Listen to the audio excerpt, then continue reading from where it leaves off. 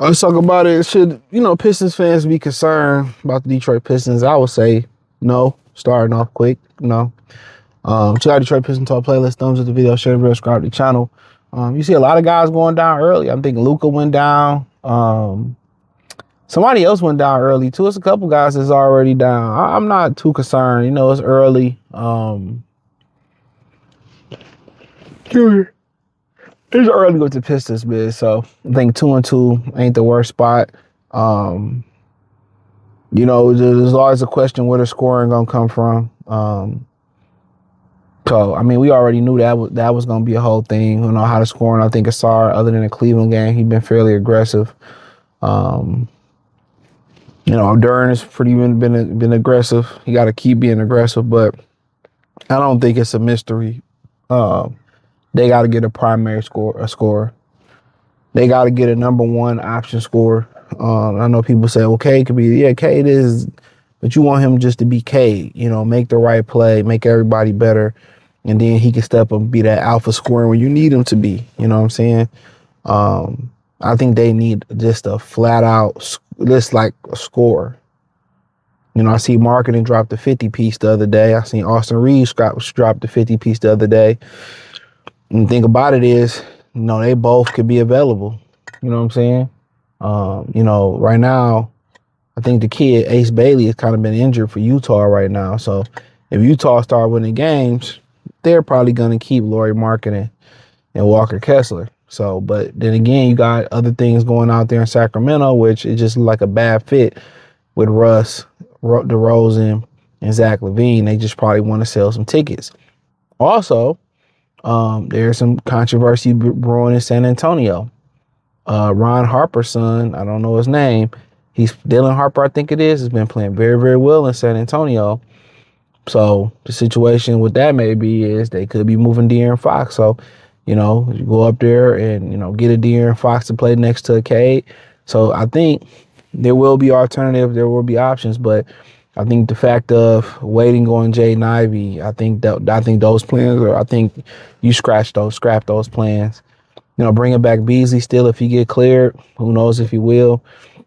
I think you put that on a far back burner. You put that on the burner in the black people stove that you never use. Niggas don't never use them back burners, especially that one in the back left. But I think at that point you start looking for primary scorers. Whether you let LaVine come here and just go crazy, and that's what you want him to do. Here, go get 30. K gonna get you easy 10 to 15 a night. We know you can get probably easy 5 to 10 at the free throw line. And then you probably can at least get 10 on your own. Easy. So, yeah, you just want to flat out score. And one of the reasons some people may favor DeRozan over him is that DeRozan defend. You know what I'm saying? But LaVine's a better shooter. So, you just want to flat out score. Lauri Markkanen, a little bit more expensive, but flat out score. If I got somebody that got the threat to give me 30 to 50 points, I think that changes everything. You know what I'm saying? I think that spreads the floor. And they got to start thinking about those potential moves right now, honestly, because they need a primary scorer. And as much as Asar and Ryan, they have become more aggressive offensively, it's going to take some time. So right now, while you probably run the trade deadline, you can get some low-hanging fruit that can really fit what you need as scoring. But I'm still not concerned. Long as they stay healthy, they figure it out. But we knew this was going to be a point. You still ain't, Karis LeVert, he been injured. Jaden Ivey, 4 weeks, and then he'll be evaluated. Like I said, I think that ship is sunken. Ivey, he hooping for a new contract. So yeah, there's some things going on there that I'm not like, it's too early to be concerned. Last year, remember, it was some concerns last year. Oh, Tobias is trash and Tim Hardaway is rusty. I think the only one that got off to a solid start was Malik Beasley. You got to understand, most of these players, man, they show their footage online, them hooping and working out. But to be honest with you, most of them niggas be fucking and partying and having a good time. They ain't really training like that. Let me tell you that right now. Most of them ain't training like that. A lot of them come to camp to get in shape. You know what I'm saying? So right around Christmas time or January, you'll start to see them kind of, turn the corner, knock the rust off, and then it started to kind of go into form. So I ain't concerned about it. I like the way Ivy look. I like how aggressive Ron has been. But at this point, they got decisions to make. They got to go get them a primary flat out scorer. That's what they missing. Now, if Duren going to be the future at the center, he got to continue to show that. He got to continue to be aggressive. You get that ball in there, turn around, jump hook, turning gun, dunk on the motherfucker. He got to command that paint. That 20 and 17 performance, that we need that consistency all the time. But I still think he's going to end up in LA next season, some way, somehow. But, Austin Reeves is flat out scoring. And then when Luka come back and he fall off, Luka just hard to play with, and that's where the comparisons really differentiate between him and Cade.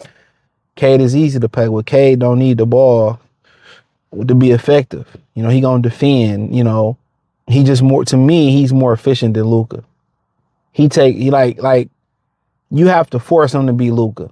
And what I mean by that is you gotta force him to score. You gotta like, you like, hey, we need you to shoot it. We need you to be our scorer. He don't really want to be the primary scorer. He want to make the right play. Luka, he just want to score. He just really want to be aggressive, get downhill. He make, get some assists, but Cade is really a true point guard. Luka is a 2-guard playing a 1. And I say the same thing about Russell Wilson. The people talk about assists. Assists don't really make you a point guard.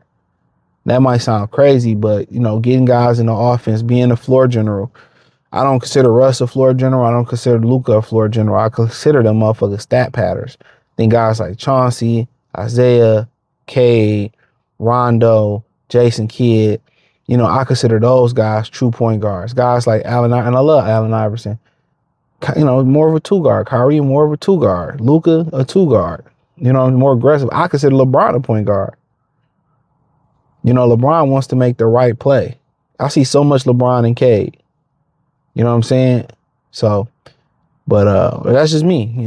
I see so much Magic and Cade and Isaiah and Cade and LeBron and Cade, and I see a lot of Magic and LeBron. LeBron just want to make the right play, but sometimes you got to make the LeBron play. You got to make the Jordan play. You got to be aggressive. So, and I think, throughout his career, that's kind of something he struggled with. Like, he got to be a little bit selfish, when it comes to like, get the fuck out the way. I'm getting the bucket, but I kind of see Cade in that mode. I see more Luka in the Kyrie, Allen Iverson, like this is a primary kill mode. Bernard King, he's just a scoring killer.